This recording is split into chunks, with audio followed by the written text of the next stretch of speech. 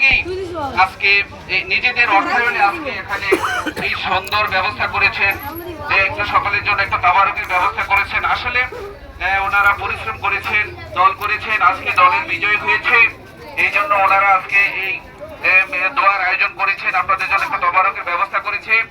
তো মোস্তাফিজ ভাই আসবে, ওনার সাথে যোগাযোগ হয়েছে, উনি আসবে। আমাদের সম্মানিত কামালউদ্দিন কামাল ভাই, উনি অত্যন্ত ব্যস্ত মানুষ, উনি যদি আসতো তাহলে আমরা আরো অনেক খুশি হতাম। ব্যস্ত মানুষ, উনি অনেক পরিশ্রম করে আজকে এই সফলতা এনেছে, ওনার পরিশ্রমের ফসল।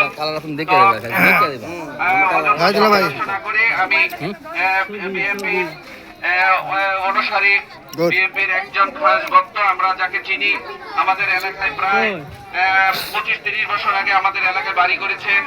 শ্রদ্ধেয় আকরাম হোসেন ভাইকে একটু কথা বলার জন্য আমি বিশেষভাবে অনুরোধ করছি।